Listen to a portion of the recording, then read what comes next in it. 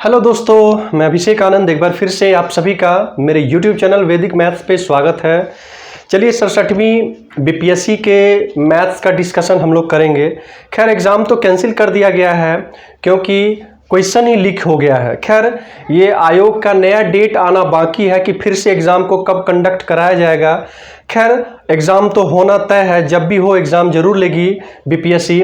लेकिन हम लोग इससे पहले डिस्कशन को कर लें। 10 क्वेश्चन बीपीएससी के प्री में क्वेश्चंस रहता है और शायद हम आपसे वादा भी कर रखे हैं कि बीपीएससी का कोई भी प्री का क्वेश्चन हो या फिर मेंस का क्वेश्चन हो, हम उसका डिस्कशन लेके जरूर आएंगे।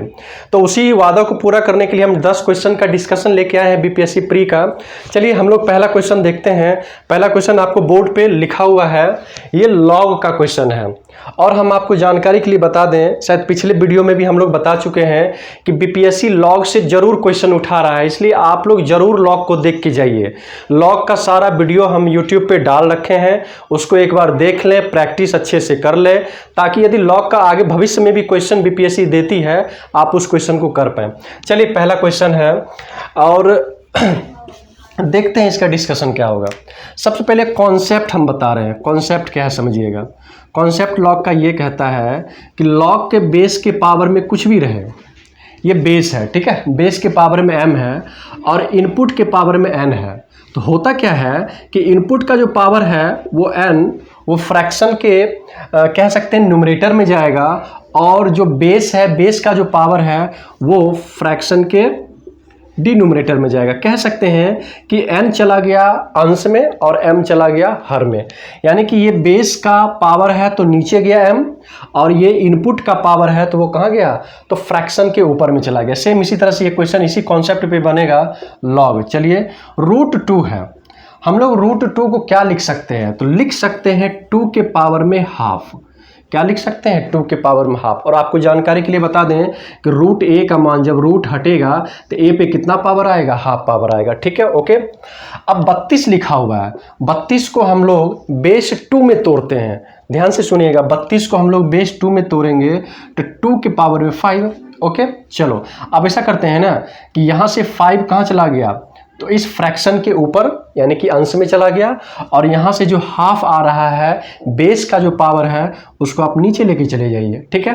और यहाँ से बचा क्या, लॉग बेस में 2 और इनपुट में 2। और एक कॉन्सेप्ट और हम आपको लॉग का बता दें, ध्यान रखिएगा ये सारा कुछ। जब किसी भी लॉग का इनपुट और बेस दोनों बराबर हो जाए तो उसका मान क्या होगा, 1 होगा। यानी कि इनपुट में a है और बेस में क्या है, a है, तो उसका मान क्या हो जाएगा, 1। तो यहाँ पे भी देखेंगे तो इनपुट में कितना है, 2, बेस में कितना है, 2, तो इसका भी मान 1 होगा। तो हम इसको कह सकते हैं 2 को ऊपर लेके चले जाइए तो 5 गुना 2 और गुना 1 ये 10। यानी कि ऑप्शन आपका कौन सा सही है, सी नंबर। कह सकते हैं कि इसका ऑप्शन सी 10, इसका रियली आंसर कितना होगा, 10 होगा। तो ये पहला क्वेश्चन था। चलिए आगे हम लोग बात करें। पहला क्वेश्चन का डिस्कशन हम लोग कर लिए अच्छे से।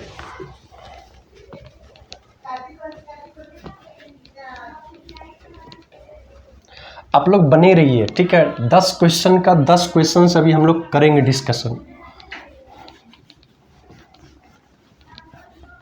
चलिए अब ये क्वेश्चन प्रॉफिट लॉस से पूछा है और बीपीएससी प्रत्येक बार प्रॉफिट लॉस से क्वेश्चन उठा रही है, इसलिए आप लोग थोड़ा सा प्रॉफिट लॉस को देख के जाइए ताकि एक क्वेश्चन आपको आ जाए पेपर में तो आप उस क्वेश्चन को कर पाए।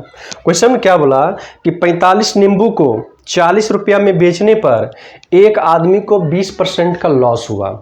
मतलब बेचने पर ये एसपी दे रखा है, सेलिंग प्राइस दे रखा है।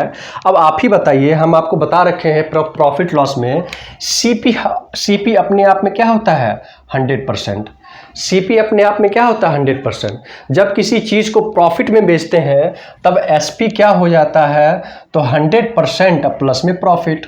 यही होता है ना, ध्यान से समझिएगा, बिल्कुल ध्यान से। एक क्वेश्चन में सारा बात हम आपको बताने का कोशिश कर रहे हैं।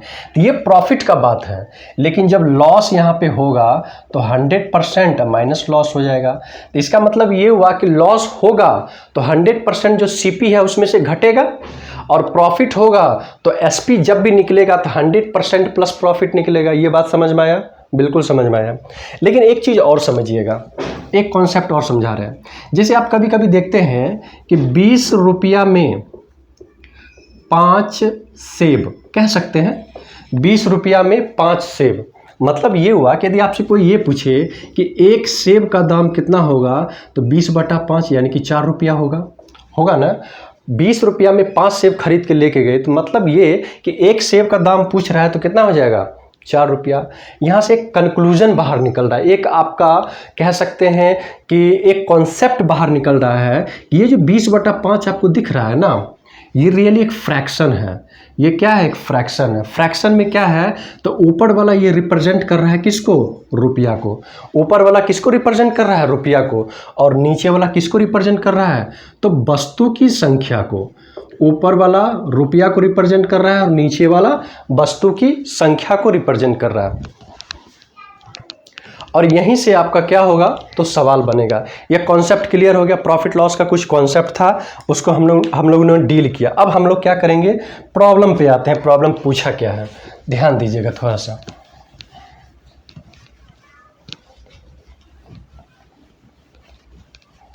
बोला कि 45 नींबू, तो ये तो वस्तु की संख्या होगी ना। नींबू क्या एक प्रकार का वस्तु है, तो वस्तु की संख्या हो गई। 40 रुपया में बेचने पर 20% का लॉस हो, ये एसपी है, तो 20% का लॉस, तो 100% माइनस 20% क्या हो जाएगा, 80% हो गया। और ऊपर किसको रखेंगे, रुपया को, तो 40 रुपया। और नीचे किसको रखेंगे, वस्तु की संख्या 45। तब क्वेश्चन में क्या बोला कि यदि लेन देन में 20% का लाभ चाहे, वो आदमी लेन देन में 20% का लाभ लेने का कोशिश कर रहा है, इसका मतलब उसको 100% प्लस 20% कितना परसेंट में बेचना पड़ेगा, तो 120% में। कितना परसेंट में, 120% में। तो 40/45, ये जो पहला वाला जो मान है वो तो नीचे आ जाएगा ना 80%, और 120 कहाँ चला जाएगा, ऊपर। थोड़ा काट पीट कर लीजिए, 40 दूना 80 हो गया ना। हम इसको काट सकते हैं 60 बार में, 60 दूना 120, और 5 से काट लीजिए, मेरे समझ से ये हो जाएगा 12 25 60, और यहाँ से क्या हो गया 9 5 45, थोड़ा सा और भी कट जाएगा, 4 तिहाई 12, 3 तिहाई 9।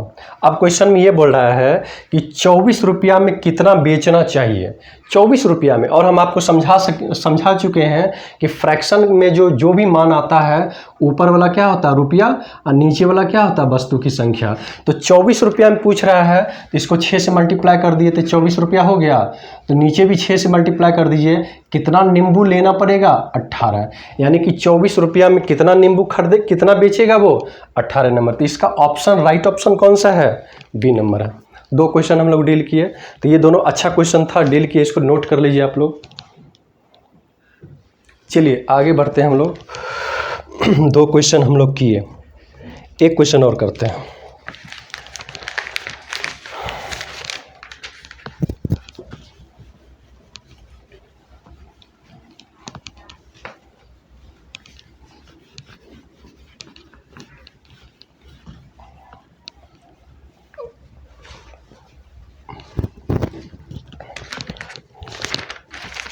क्वेश्चन दे रखा है, यदि n कोई धनात्मक पूर्णांक है, आप लोग इंग्लिश भी देख लीजिएगा, तो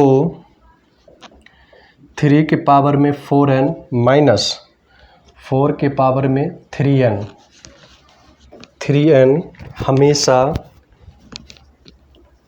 हमेशा डैश डैश डैश से विभाज्य होगा।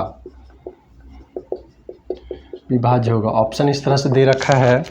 पहला ऑप्शन है 7, दूसरा ऑप्शन है 17, तीसरा ऑप्शन है 112, चौथा ऑप्शन है 145, पांचवा ऑप्शन है नॉन ऑफ दिस।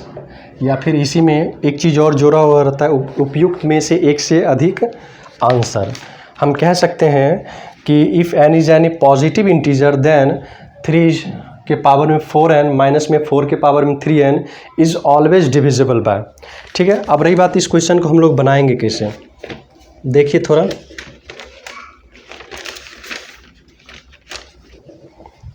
जैसे हम सोच रहे हैं कि यहाँ पे n का कुछ मान रखा जाए। n का सबसे छोटा मान यदि n बराबर में 1 रखते हैं ध्यान से समझिएगा, n का सबसे छोटा मान n इक्वल टू 1 रखते हैं, तो यहाँ पे रखते हैं, तो 3 के पावर में 4 गुना 1 4 आ गया, और 4 के पावर में 3 गुना 1 क्या आ गया 4 आ गया।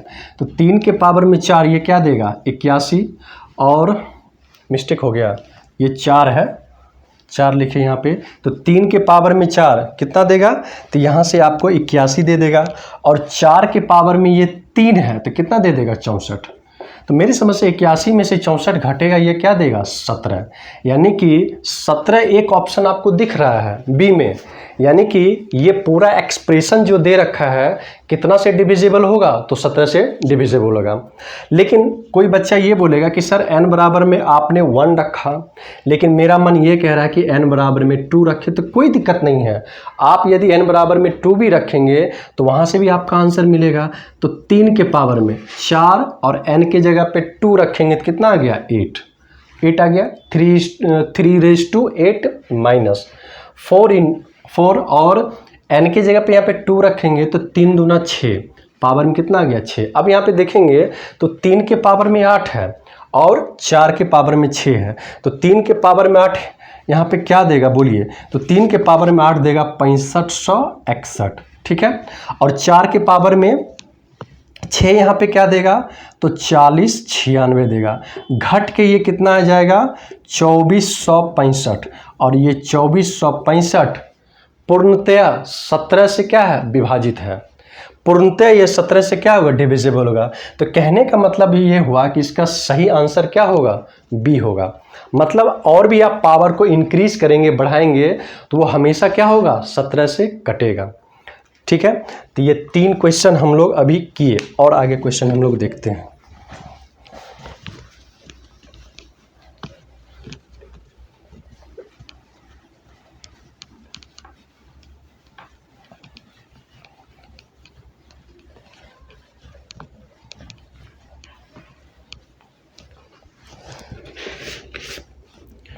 चलिए एक क्वेश्चन आपका टाइम एंड डिस्टेंस का ट्रेन का जरूर क्वेश्चन रहता है।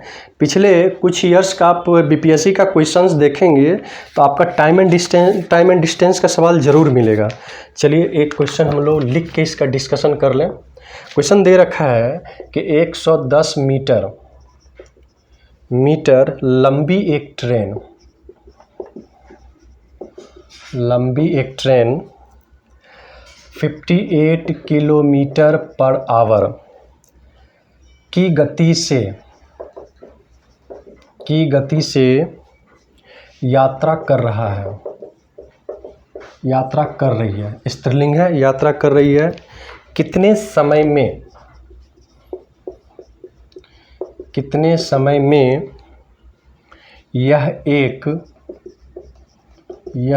राहगीर मतलब पैसेंजर, राहगीर को जो उसी दिशा में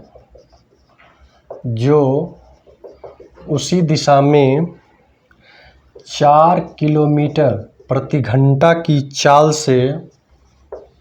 की गति से चल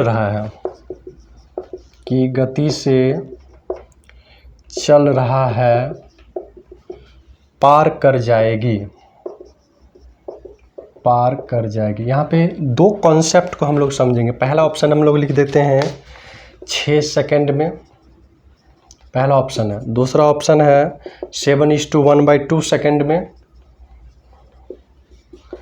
तीसरा ऑप्शन है 7:1/3 सेकंड में। चौथा ऑप्शन है 8 सेकंड में। और पांचवा वही नन ऑफ दीज या एक से ज़्यादा ऑप्शन पांचवा है। चलिए यहाँ पे 2 बात हम लोग समझेंगे।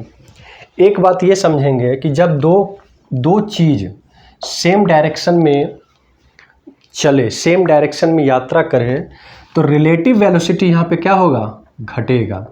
मतलब v1 माइनस v2 हो जाएगा यहाँ पे, यानी कि रिलेटिव वेलोसिटी यहाँ पे क्या करेगा डिक्रीज करेगा। यानी कि पहला वेलोसिटी यदि तेज़ गति से चल रहा, मान लिया जाए कि ये पहला ट्रेन है दूसरा ट्रेन है, दोनों का डायरेक्शन सेम हो जाए तो वहाँ पे रिलेटिव वेलोसिटी क्या होगा घटेगा। जो ट्रेन ज़्यादा स्पीड चलेगा वो आगे जा रहे ट्रेन को क्या करेगा पीछे करेगा, अप्रोच करेगा उसको पीछे कर देगा। तो ये पहला चीज़ समझे। लेकिन दूसरा चीज़ इसमें और एक क्या समझना होता है कि जो आपको किलोमीटर पर आवर दे रखा है, इसके यूनिट को चेंज करेंगे मीटर पर सेकेंड में, तो कितना से मल्टीप्लाई करना पड़ेगा? 5/18 से। कितना से? 5/18 से।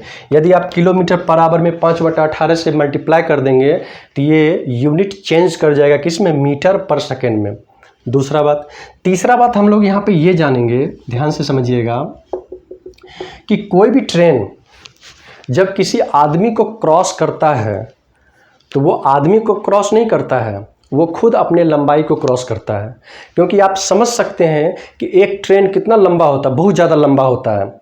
उसके रिस्पेक्ट में आदमी का कोई लंबाई होता है नहीं, आदमी का क्या होता है? हाइट होता है। तो हम लोग कह सकते हैं कि यदि कोई ट्रेन किसी आदमी को क्रॉस करे या किसी पोल को, जो बिजली का पोल कह सकते हैं कि ट्रैक के बगल में लगा हो रहता है, उसको क्रॉस करे, तो वो ना तो पोल को क्रॉस करता है ना ही आदमी को क्रॉस करता है। वो किसको क्रॉस करता है? अपने लंबाई को क्रॉस करता है, क्योंकि उसका लंबाई ही इतना ज़्यादा रहता है कि उसी को क्रॉस करने में कुछ ना कुछ समय लगेगा। तो क्वेश्चन में यही बोल रहा है कि एक ट्रेन जा रही है 58 किलोमीटर पर आवर के चाल से, वो उसी डायरेक्शन में एक पैसेंजर भी जा रहा है। ये डायरेक्शन हम कह सकते हैं वेलोसिटी ऑफ ट्रेन कितना है? 58 किलोमीटर पर आवर है। ये वेलोसिटी ऑफ मैन है, कितना है? 4 किलोमीटर पर आवर। दोनों का डायरेक्शन सेम होने की वजह से रिलेटिव वेलोसिटी क्या हो जाएगा? घट जाएगा। तो 58 में से 4 गया, क्या हो गया? 54 किलोमीटर पर आवर। लेकिन यहाँ पे एक डिस्टेंस दे, एक लेंथ दे रखा है ट्रेन का, लंबाई वो मीटर में है, तो इसको भी मीटर पर सेकंड में चेंज कर लीजिए। 5/18, 18 तिहाई 54, 15 सेकंड हो गया, 15 मीटर पर सेकंड हो गया। तो कह सकते हैं कि उस ट्रेन का relative velocity with respect to man कितना है? तो 15 मीटर पर सेकेंड है। ठीक है। तो बोला क्या है कि उस आदमी को कितने समय में पार करेगी? तो ट्रेन उस आदमी को नहीं पार करेगी, वो अपने खुद लंबाई को पार करेगी। तो टाइम पूछ रहा है, तो टाइम निकालेंगे। तो चाल बराबर में क्या होता है? दूरी बटा समय होता है ना। चाल बराबर में दूरी बटा समय, इसलिए टाइम निकालने के लिए बोलेगा तो टोटल दूरी बटा में क्या हो जाएगा? वेलोसिटी। टोटल दूरी बटा में क्या हो जाएगा? वेलोसिटी। चलो ठीक है। तो दूरी यहाँ पे क्या रिप्रेजेंट कर रहा है? तो उस ट्रेन की लंबाई को रिप्रेजेंट कर रहा है। दूरी यहाँ पे क्या रिप्रेजेंट कर रहा है? उस ट्रेन की लंबाई को। तो उस ट्रेन की लंबाई टोटल है कितना?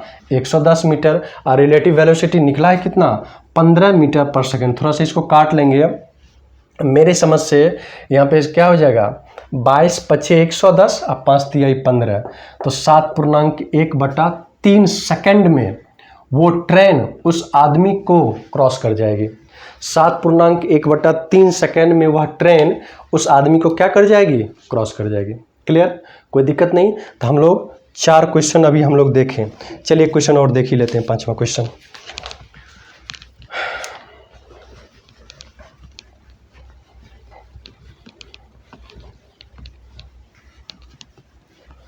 तो हम एक क्वेश्चन में कोशिश करते हैं कि जो जो कॉन्सेप्ट उससे रिलेटेड है हम उसको डील कर दें, ताकि आपको समझ में आ जाए।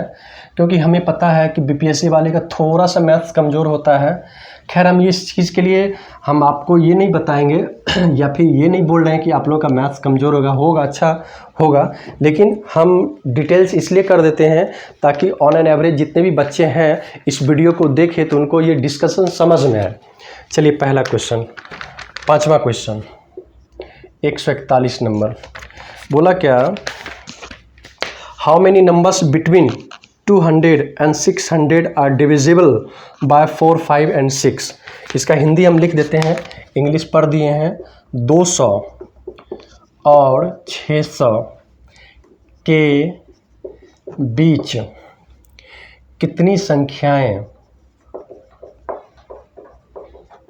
संख्याएं 4 से भी कटेगा, 5 से भी कटेगा और 6 से विभाज्य है। 6 से विभाज्य। चलिए इसका पहला ऑप्शन हम लिख देते हैं। टोटल 4 गो नंबर होगा, 5 गो नंबर होगा, 6 गो नंबर होगा, 8 गो नंबर होगा और ई में है नन ऑफ दीज। यानी कि ऑप्शन आपका दे रखा है 4, 5, 6, 8 और नन ऑफ दीज। थोड़ा इस क्वेश्चन को समझिएगा ध्यान से। क्वेश्चन में ये बोला कि 200 और 600 के बीच कौन कौन सा ऐसा संख्या आएगा जो 4 से भी कटेगा, 5 से भी कटेगा और 6 से भी कटेगा। इसका मतलब ये हुआ कि तीनों नंबर से कटे तो एक ऐसा नंबर हम सोचते हैं जो तीनों का क्या हो, एक कंप्लीट नंबर हो। इसके लिए हम लोग को क्या लेना पड़ेगा, एलसीएम। तो एलसीएम लिए तो इसका एलसीएम क्या हो जाएगा, 60। यानी कि 60 जो है उस यदि किसी संख्या को काट रहा है तो उस संख्या को 4 भी काटेगा, 5 भी काटेगा और 6 काटेगा। अब यहाँ पे बोला है क्या कि 200 और 600 के बीच, तो 200 और 600 के बीच लेंगे तो 200 को हटा देंगे, 200 को नहीं कंसीडर करना है, और 600 के बीच लेना तो 600 को भी हटा देंगे। तो 200 के बाद पहला नंबर आपका कौन सा आएगा, 240। 240 एक ऐसी संख्या है जिसको 60 काटेगा, 60 काटेगा तो 4 भी काटेगा इसको पूरा पूरा, 5 भी काटेगा और 6 भी काटेगा। चलो 240 हो गया। 300 को 60 5 बार में डिवाइड कर रहा है तो इसको 5 भी काटेगा, 6 भी काटेगा और 4 भी काटेगा। 300 के बाद 360। 360 भी एक ऐसी संख्या है जिसको 60 100% डिवाइड कर रहा है, जिसके वजह से इसको 4 भी काटेगा, 5 भी काटेगा और 6 काटेगा। 420 ये भी एक संख्या है, 420 भी। 420 को भी 60 पूरा पूरा काटेगा तो 4 भी काटेगा इसको, 5 भी काटेगा और 6 भी काटेगा। ठीक है। 480 भी एक ऐसी संख्या है जिसको 60 पूरा पूरा डिवाइड कर रहा है तो 4 भी डिवाइड करेगा, 5 भी डिवाइड करेगा और 6 भी डिवाइड करेगा। ठीक है। 540। ठीक है। 540 को भी 60 100% डिवाइड कर रहा है, जिसके वजह से 540 को 4 भी काटेगा, 5 भी काटेगा और 6 भी काटेगा। तो नंबर यहाँ पे कितना आया, 1 2 3 4 5 6। टोटल 6 नंबर ऐसा है जिसको 4 5 और 6 तीनों डिवाइड कर रहा है, और वो नंबर किसके और किसके बीच है, तो 200 और 600 के बीच है। क्लियर, ये क्वेश्चन आया समझ में। तो चलिए एक क्वेश्चन की और हम लोग आगे बढ़ रहे हैं।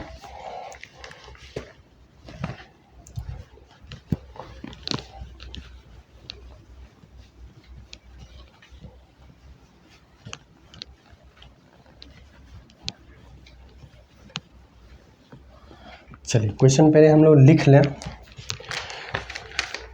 क्वेश्चन बोला कि the difference between the squares of two numbers is 256,000 and the sum of the numbers is 1000। खैर इसका हम हिंदी वर्जन लिख दें। दो संख्याओं के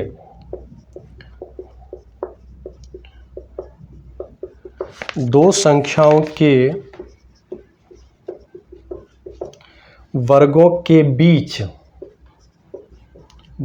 के बीच का अंतर 256,000 है, यानी कि 2,56,000 है, और संख्याओं का योग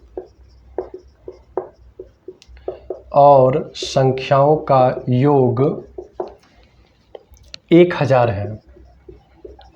1000 है तो वह संख्याएं हैं, चलिए पहला ऑप्शन ले लें। पहला ऑप्शन में दो संख्या दे रखा है 600 और 400। ठीक है। दूसरा संख्या दे रखा है 640 360।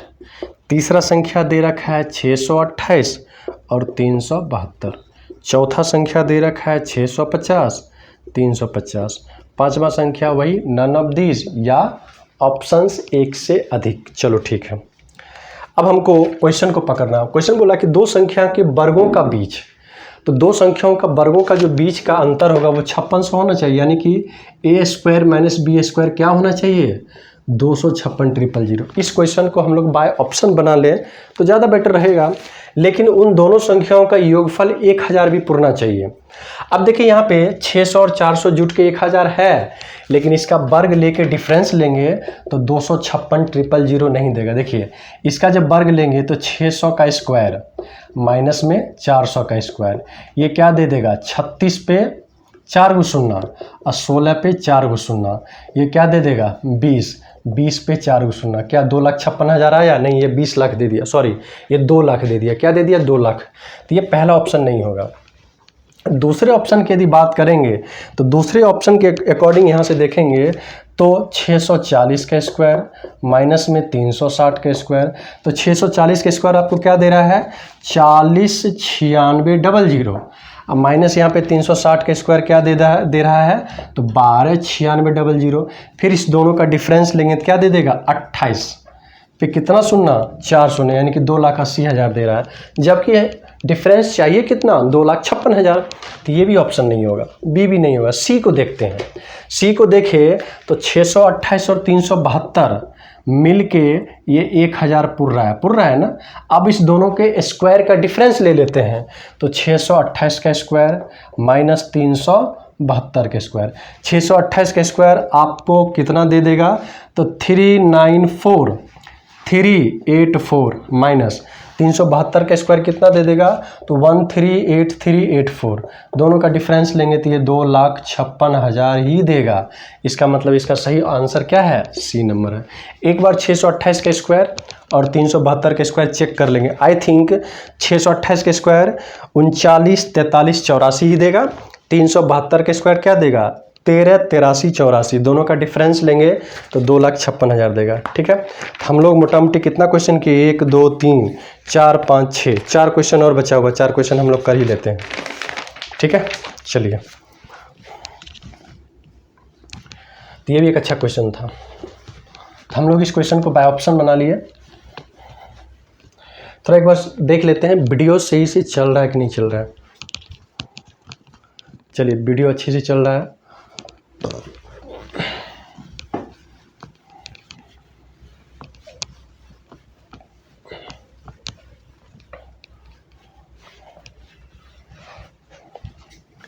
चलिए, एक क्वेश्चन आपका मेंसुरेशन से पूछा है, कह सकते हैं ज्योमेट्री से पूछा है। The perimeter of a rhombus is 52 metre and its shorter diagonal is 10 metre. एक रोम्बस है, ठीक है। क्वेश्चन को हम लिख देते हैं एक बार। एक समचतुर्भुज, एक समचतुर्भुज का परिमाप 52 मीटर है और उसका छोटा विकर्ण 10 मीटर है। लंबे विकर्ण की लंबाई निकालें। लंबे विकर्ण की लंबाई है, चलिए इसका ऑप्शन लिख लें। पहला ऑप्शन है 12 मीटर, दूसरा ऑप्शन है 18 मीटर, तीसरा ऑप्शन है 10 मीटर, चौथा ऑप्शन है 24 मीटर और वही पांचवा ऑप्शन नन ऑफ दिस या ऑप्शन 1 से अधिक। चलिए, थोड़ा रोम्बस के प्रॉपर्टीज़ के बारे में जानते हैं। रोम्बस के प्रॉपर्टीज़ को अच्छे से पढ़ेंगे तो पूरा 1 घंटे का क्लास लगेगा, लेकिन एक मोटा मोटी आइडिया दे दें कि रोम्बस बनता कहाँ से है। तो रोम्बस आपका स्क्वायर से बनता है, वर्ग से। इसी वर्ग के एक कॉर्नर को खींच के थोड़ा सा आगे कर दें तो एक नया फिगर, ज्योमेट्रिकल फिगर बनेगा और इस ज्योमेट्रिकल फिगर को ही हम लोग क्या बोलेंगे, रोम्बस। दोनों में सेम पैटर्न, सेम चीज़ क्या होता है कि आपका वर्ग में भी चारों भुजा आपस में बराबर होता है और रोम्बस में भी चारों भुजा आपस में बराबर होता है। दोनों में अंतर क्या है, तो स्क्वायर में, वर्ग में एंगल 90 डिग्री होता है, जबकि रोम्बस में ये एंगल 90 डिग्री के बराबर नहीं होता है। स्क्वायर में क्या होता है कि दोनों डायगोनल्स आपस में बराबर होते हैं, लेकिन रोम्बस में क्या होते हैं, दोनों डायगोनल अलग अलग मान के होते हैं। एक का लंबाई थोड़ा बड़ा होगा, दूसरे का लंबाई थोड़ा छोटा होगा। लेकिन एक चीज़ यहाँ पे और सिमिलरिटी है, वो क्या है कि दोनों डायगोनल वर्ग में भी 90 डिग्री पे कट करेगा और यहाँ पे भी रोम्बस पे भी 90 डिग्री पे ही कट करेगा। इसका मतलब यदि ये 90 डिग्री पे कट कर रहा है तो यहाँ पे इस रोम्बस को बाय पार्ट वाइज करके खोलेंगे तो यहाँ पे क्या मिलेगा, तो 4 गो राइट एंगल ट्रायंगल मिलेगा। क्या मिलेगा, 4 गो समकोण त्रिभुज मिलेगा। खैर, यहाँ पे समकोण त्रिभुज के बारे में कॉन्सेप्ट डिटेल्स हम नहीं कर पाएंगे, लेकिन इतना हम बता देंगे कि राइट एंगल ट्रायंगल में 3 भुजा होता है, जिसमें एक लंब होता है जिसको परपेंडिकुलर बोलते हैं, एक बेस होता है और एक हाइपोटेनस होता है। हाइपोटेनस किसको बोलते हैं? तो 90 डिग्री के सामने वाली भुजा को हाइपोटेनस बोलते हैं। चलो ठीक है, यहाँ पे परिमाप का, पेरीमीटर का बात बोला है। क्वेश्चन क्या बोला? पेरीमीटर का। पेरीमीटर का मतलब क्या होता है? परिक्रमा करना। जैसे मंदिर के चारों बगल परिक्रमा करते हैं, इसके चारों भुजाओं को ये और परिक्रमा कर लीजिए तो 4a, और ये 4a किसके बराबर है? 52 मीटर के बराबर है। तो यहाँ से a का मान निकल गया 13 चौक 52, 13 मीटर। इसका मतलब ये हुआ कि प्रत्येक रोम्बस के प्रत्येक साइड का मान कितना है? 13, 13, 13 है। इसी 13, 13 को जोड़ लेंगे 4 बार तो 52 मीटर आएगा। अब यहाँ पे बोला कि इसका जो शॉर्टर डायगोनल है वो कितना मीटर का है? 10 मीटर का। और एक चीज़ और हम बता दें कि ये 90 डिग्री और ओ पे कट करता है, ठीक मिड पॉइंट पे। मिड पॉइंट पे कट करेगा तो आधा पार्ट इधर बटेगा, आधा इधर बटेगा, फिर आधा इधर बटेगा, आधा इधर बटेगा। मिड पॉइंट का मतलब ये होता है दो पार्ट को इक्वली तोड़ना। तो शॉर्टर यहाँ पे डायगोनल है 10, तो ये 5 और ये 5 में टूटेगा।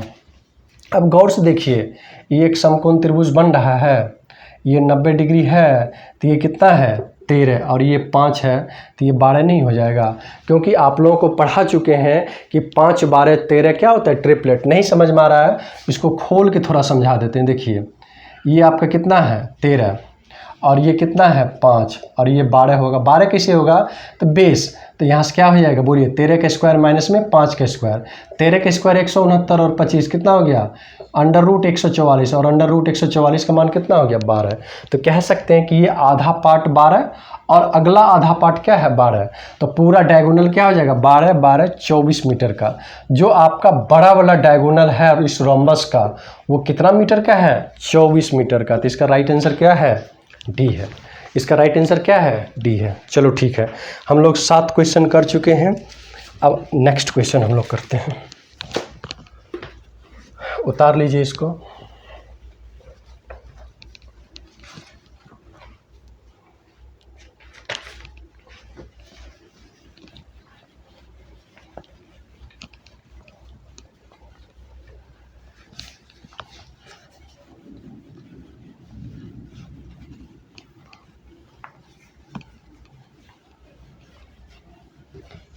चलिए एक क्वेश्चन और करते हैं। ये क्वेश्चन बहुत इंपॉर्टेंट है, ठीक है। पता नहीं बीपीएससी ये क्वेश्चन कैसे पूछ ली है, ठीक है ना। अपने आप में एक बेहतरीन क्वेश्चन कह सकते हैं है। चलिए इस क्वेश्चन का डिस्कशन हम लोग करेंगे। पहले क्वेश्चन को लिखना पड़ेगा और क्वेश्चन को समझना पड़ेगा। क्वेश्चन बोला कि 100 मीटर की दौड़ में 100 मीटर की दौड़ में ए 8 किलोमीटर प्रति घंटा की गति से दौड़ता है। 8 किलोमीटर प्रति घंटा की गति से दौड़ता है, फुल स्टॉप। यदि ए बी को 4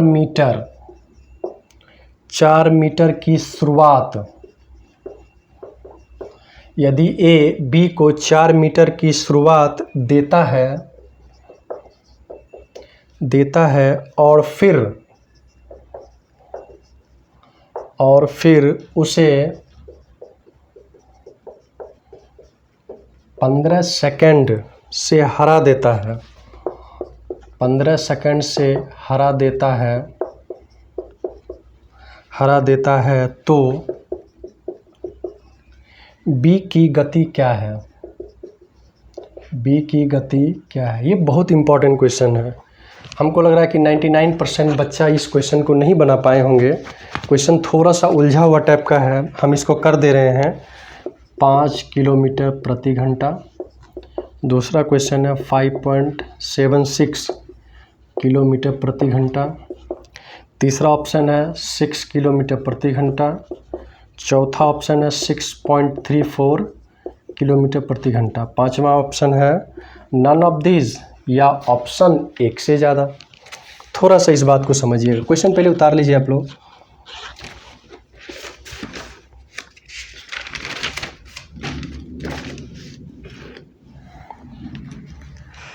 देखिए क्वेश्चन में क्या बोला कि 100 मीटर का एक दौड़ है, ये एक्चुअली ये क्वेश्चन टाइम एंड डिस्टेंस का नहीं है।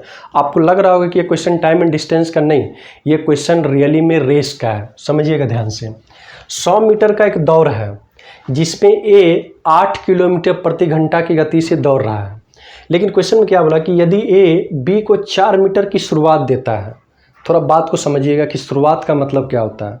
होता क्या है कि रेस में आप देखे होंगे कि जब रेस होता है तो बहुत सारे रेस के लाइन में लगे हुए रहते हैं, लेकिन रेस के लाइन में लगे हुए रहते सब एक साथ इक्वली पैटर्न पे, इक्वली पट्टी पे लगे हुए रहते हैं। लेकिन यहाँ पे ए क्या बोला कि बी को हम 4 मीटर की शुरुआत दे रहे हैं। इसका मतलब ये हुआ कि बी जो है ए से 4 मीटर आगे होगा। बोला कि चलो तुम थोड़ा स्लो दौड़ता है, तुम 4 मीटर और आगे चले जाओ, तब दौड़ना वहाँ से स्टार्ट करो, ठीक है। उसके बाद बोला फिर भी ए जो है बी को हरा दिया, कितना सेकंड से, 15 सेकंड। इसका मतलब ये हुआ कि जो आपका कह सकते हैं गोल पॉइंट है वहाँ तक पहुँचने में बी को ज़्यादा समय लगा 15 सेकंड का, क्योंकि ए तो पहले पहुँच गया था और उस रेस को जीत लिया 15 सेकंड पहले। इसका मतलब ये हुआ कि बी जो है उस विनिंग पॉइंट पे, उस गोल पॉइंट पे 15 सेकंड बाद पहुँचा होगा। यहाँ पे हम लोग टाइम निकाल लेते हैं, किसका, तो ए का। यहाँ पे देखेंगे तो टोटल दूरी है कितना, तो 100 मीटर है, ठीक है। और चाल देख लीजिए ए का, वेलोसिटी ऑफ ए तो 8 किलोमीटर पर आवर। इसको चेंज कर लीजिए मीटर पर सेकंड में, 8 गुना 5/18, तो 4 दूना 8, 9 दूना 18, 20/9 मीटर पर सेकंड। तो यहाँ से टाइम ले लीजिए, टाइम लेंगे तो डी बाय क्या हो जाएगा, भी, तो डी तो 100 मीटर है और भी कितना है, तो 20/9, 20 25 100, कितना हो जाएगा, 45 सेकेंड। मतलब ये हुआ कि ए जो है उस रेस को 45 सेकेंड में जीत लेता है। ए जो है उस रेस को 45 सेकेंड में जीत लेता है। अब थोड़ा सा एक रेस कोट बना देते हैं, ठीक है। ये आपका स्टार्टिंग पॉइंट है, ठीक है, और ये आपका क्या है, एंडिंग पॉइंट है। और दोनों के बीच का टोटल दूरी कितना है, तो दोनों के बीच का टोटल दूरी है आपका 100 मीटर। कितना मीटर है, 100 मीटर। लेकिन यहाँ पे ए थोड़ा सा अच्छा आदमी था, दयावान आदमी था, तो बी को बोला कि चलो तुम 4 मीटर आगे चले जाओ। तो बी यहाँ से दौड़ रहा है 4 मीटर पीछे से, और ए 4 मीटर पीछे से दौड़ रहा है, जबकि बी जो है 4 मीटर आगे से दौड़ रहा है। तो कह सकते हैं कि ए के लिए टोटल डिस्टेंस यहाँ पे रेस कोर्ट का कितना है, 100 मीटर है। लेकिन बी के लिए टोटल रेस कोर्ट का जो लेंथ है कितना है, 96 मीटर है। कितना है, 96 मीटर। तो कह सकते हैं डिस्टेंस फॉर बी कितना है, 96 मीटर। और टाइम फॉर बी जब देखेंगे तो टाइम फॉर बी, अब ये देखिए तो 96 मीटर को क्रॉस करने में बी को कितना समय लगा, तो बी को लगा 45 सेकेंड प्लस 15 सेकेंड ज़्यादा, 60 सेकेंड। कह सकते हैं, बात को थोड़ा सा यहाँ पे समझिएगा, बात कितना डेप्थ लेवल का है कि ए जो है 100 मीटर के रेस कोर्ट को 45 सेकेंड में जीतता है, लेकिन बी जो है इस 96 मीटर रेस कोर्ट को 45 सेकंड के बाद भी उसको 15 सेकंड का समय लगता है। कितना लगता है, 60 सेकंड। तो यहाँ से किसका पूछ रहा है, वेलोसिटी ऑफ बी। तो टोटल डिस्टेंस 96 और यहाँ पे टोटल टाइम कितना, 60। तो हम इसको काट पीट के बराबर कर लेंगे, 18/5 कर लेंगे, किलोमीटर पर आवर में दे रखा है। तो इसका राइट आंसर हो जाएगा 5.76 किलोमीटर पर आवर। कौन सा ऑप्शन है आपका, तो बी नंबर ऑप्शन है। बहुत अच्छा क्वेश्चन, बेहतरीन। बीपीएससी यदि इस तरह का क्वेश्चन पूछ रही है तो समझिए कि आगे थोड़ा सा और भी टाइट क्वेश्चन पूछेगा मैथ्स का। 10 क्वेश्चन हिला के इस बार पूछने वाला है, इसको नोट कीजिए। फिर हम लोग नेक्स्ट क्वेश्चन देखते हैं।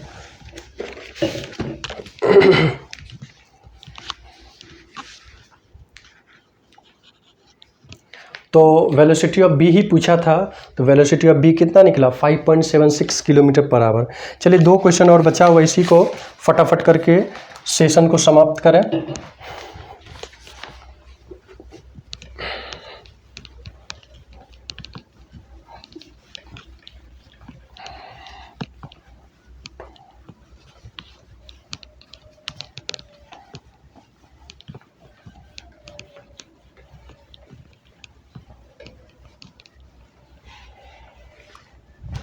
क्वेश्चन देखिए क्या दे रखा है। क्वेश्चन ये भी बहुत अच्छा क्वेश्चन है। एक घड़ी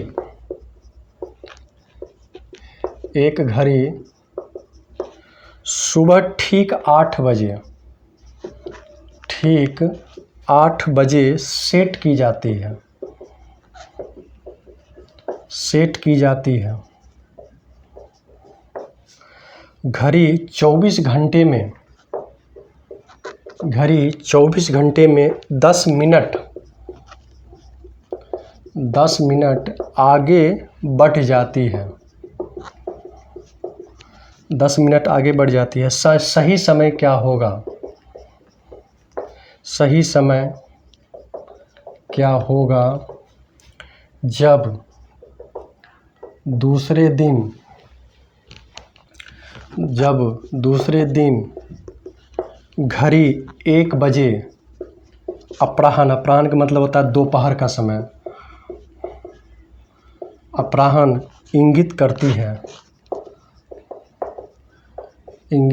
चलिए पहला ऑप्शन इसका लिख दें। पहला ऑप्शन है दोपहर 12 बजे, दोपहर 12 बजे। दूसरा ऑप्शन है दोपहर 12:48 पर। तीसरा ऑप्शन है 1 बजे अपराह्न। चौथा ऑप्शन है 2 बजे अपराह्न। पांचवा ऑप्शन है नॉन ऑफ दिस। ये इंपॉर्टेंट क्वेश्चन है, बहुत अच्छा क्वेश्चन पूछा ये। देखिए क्वेश्चन में क्या कह रहा है, थोड़ा सा बात को समझिएगा। सुबह 8 बजे हम घड़ी लगा दिए, ठीक है। अब फिर ये मॉर्निंग का शिफ्ट है, अब फिर सुबह 8 बजे मॉर्निंग ही देखेंगे ना, तो टोटल कितने घंटे का टाइम इंटरवल हुआ? 24 घंटे का। और इस 24 घंटे में घड़ी 10 मिनट फास्ट हो जाती है। इस 24 घंटे में घड़ी क्या हो जाती है? 10 मिनट फास्ट हो जाती है। तो 1 घंटा में कितना फास्ट हो जाएगी?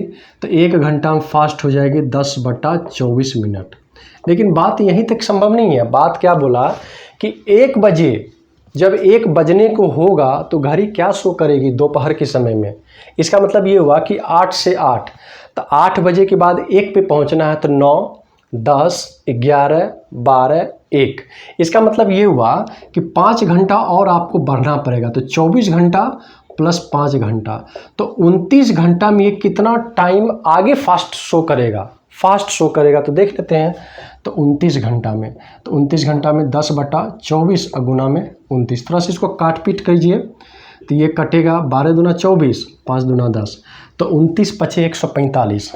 145 में 12 से भाग लगा लीजिए, 12 कम 12, और यहाँ से मिल गया क्या? 25। 12 दूना 24, 12 मिनट और प्लस 1/12। ये फ्रैक्शन मान अभी बचा हुआ है, इसको सेकंड में लेके चलिए, तो 60 से मल्टीप्लाई कर देंगे तो किस में चला जाएगा? सेकंड में। तो कह सकते हैं 12 मिनट, ये कट जाएगा 5 से, 12 मिनट प्लस 5 सेकेंड। तो इसका मतलब ये हुआ कि जब घड़ी 1 बजने को होगा तो 1 नहीं दिखाएगा, क्या दिखाएगा? तो देखिए क्या दिखाएगा। अच्छा एक चीज़ और समझ लीजिए कि घंटा हमेशा घंटा में घटेगा, मिनट हमेशा मिनट में घटेगा, जबकि सेकंड हमेशा सेकंड में घटेगा। चलिए इस बात को थोड़ा सा समझ लेते हैं। 1 बजने को है, हमको 1 बजाना है, तो 1 नहीं बजाना है, 12 बजा दीजिए, ठीक है। तो 12 बज गया, तो हमारे हाथ में 1 घंटा है, 1 घंटा में 59 मिनट ले लीजिए, 59 मिनट हो गया। अब 59 मिनट ले लिए तो 1 मिनट बचा हुआ, तो 1 मिनट को हम लोग क्या लिख सकते हैं? 60 सेकेंड। तो मिनट को मिनट में घटाइए और सेकेंड को सेकेंड में घटाइए, तो 12:47 मिनट प्लस 55 सेकेंड उस समय में घड़ी शो करेगा जब 1 बजने को होगा। तो हमको लग रहा है कि 12:47 मिनट 55 सेकेंड, एक भी ऑप्शन नहीं दे रखा है, तो इसका सही ऑप्शन कौन सा है? तो ई नंबर। इसका सही ऑप्शन कौन सा है? ई नंबर। तो इस क्वेश्चन का सही ऑप्शन ई है। आप लोग ध्यान से इस ऑप्शन को देखिए, क्योंकि मेरे अकॉर्डिंग जो आंसर आया है 12:47 मिनट 55 सेकेंड घड़ी शो करेगा जब 1 बजने को होगा। लेकिन यहाँ पे 12:47:55 का कहीं भी जिक्र नहीं किया है, सिर्फ दोपहर 12:48 का बात बोला है। इसका राइट आंसर क्या है? ई नंबर। चलिए अब इस सेशन का लास्ट क्वेश्चन उतार लिए सब आदमी, ठीक है।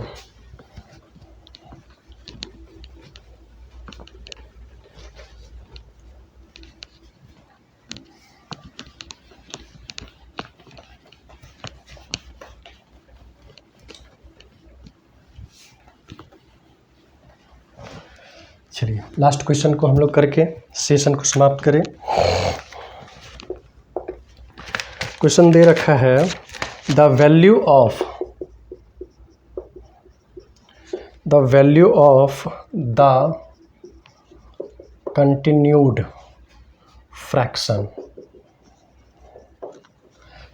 फ्रैक्शन कुछ इस तरह से दे रखा है। देखिए क्या दे रखा है, 2 minus 1 by 2 minus 1 by 2 minus 1 by नीचे डॉट है। नीचे डॉट का मतलब ये हुआ कि ये टर्म आपका इनफाइनाइट तक गया है। नीचे डॉट का मतलब क्या हुआ कि ये टर्म आपका इनफाइनाइट तक गया है। तो इस क्वेश्चन को हम लोग कैसे सॉल्व करेंगे। पहला ऑप्शन दे रखा है 1, दूसरा ऑप्शन -1, तीसरा ऑप्शन 2, चौथा ऑप्शन 0 और पांचवा ऑप्शन क्या है, नन ऑफ दीज। देखिए एक पैटर्न है, ये क्या है, एक प्रकार का पैटर्न है। पैटर्न क्या है, 2 में से कुछ घट रहा है, 1 बटा 2 माइनस 1 बटा। तो यहाँ नीचे फिर से देखेंगे तो आपको 2 माइनस 1 बटा ही दिख रहा है, फिर नीचे 2 माइनस 1 बटा ही दिख रहा है। और ये टोटल टर्म को हम लोग x के बराबर मान लेते हैं। किसके बराबर मान लेते हैं, x के बराबर। हम ये कह रहे हैं कि 2 माइनस 1 बाई ये सेम आपका फिर x का ही मान दे रहा है कि नहीं दे रहा है। आप कह सकते हैं कि इनफाइनाइट में एक टर्म जोड़ दीजिए या एक टर्म हटा लीजिए, उस पर कोई प्रभाव नहीं पड़ेगा। कैसे, जैसे प्रशांत महासागर है, कह सकते हैं हिंद महासागर है। जैसे गंगा जी है, गंगा जी में 5 लोटा पानी निकाल लेंगे तो कोई फ़र्क पड़ेगा, नहीं पड़ेगा। गंगा जी में 10-20 बाल्टी पानी डाल देंगे तो कोई फ़र्क पड़ेगा, नहीं। वही चीज़ यहाँ पे ये इनफाइनाइट भी है। यदि ऊपर का एक टर्म हम हटा भी लें तो ये इनफाइनाइट का इनफाइनाइट ही रहेगा। और टोटल इनफाइनाइट ये किसके बराबर है, x के बराबर है। तो हम इसको लिख सकते हैं 2 माइनस 1 बाय x बराबर में x। ठीक है, अब इसको सॉल्व कर लीजिए। 2 बराबर में x प्लस 1 बाय x। चलो ठीक है, यहाँ से एलसीएम ले लेंगे तो ये x हो गया, ये x² प्लस 1 हो गया।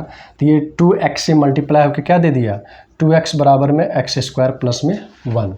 अब यहाँ से क्वाड्रेटिक इक्वेशन मिलेगा x² माइनस 2x प्लस 1 बराबर में 0।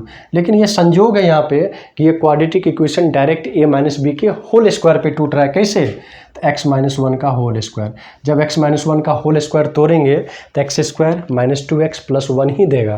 तो यहाँ से स्क्वायर हटा लीजिए तो x माइनस 1 बराबर में 0। तो x का कौन सा मान आया, 1 का। तो ये क्या शो कर रहा है, पूरे एक्सप्रेशन का वैल्यू। तो पूरे एक्सप्रेशन का वैल्यू 1 शो कर रहा है। क्या शो कर रहा है, 1 शो कर रहा है। तो ये भी एक बेहतरीन क्वेश्चन है।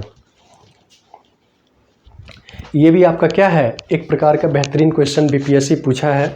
चलिए आज का 10 क्वेश्चन हम लोग डिस्कशन किए और हमें उम्मीद है कि बीपीएससी जल्द से जल्द डेट को जारी करेगी कि बीपीएससी का फिर प्रीलिम्स का फिर से कब एग्ज़ाम होने का होगा। तो जो भी तैयारी में लगे हुए हैं बिल्कुल लगे रहिए। अपनी तैयारी को ब्रेकअप नहीं करना है, ठीक है। जो रिदम बना के रखे हैं उसी रिदम में पढ़ते रहिए और मेरे वीडियो को देखते रहिए, ठीक है। मेरा ये प्रयास रहता है कि बीपीएससी से रिलेटेड कोई भी मैथ्स का क्वेश्चन आता है हम डिस्कशन करवा दें।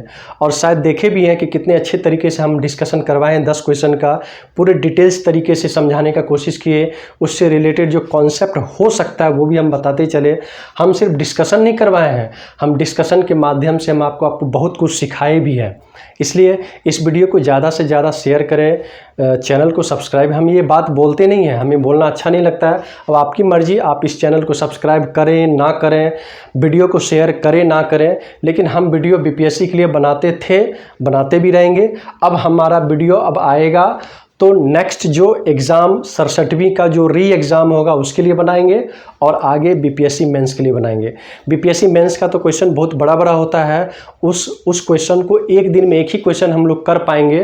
तो एक दिन का एक एक क्वेश्चन, अल्टरनेट डे में आपको एक एक क्वेश्चन का सॉल्यूशन यूट्यूब पे मिलता रहेगा।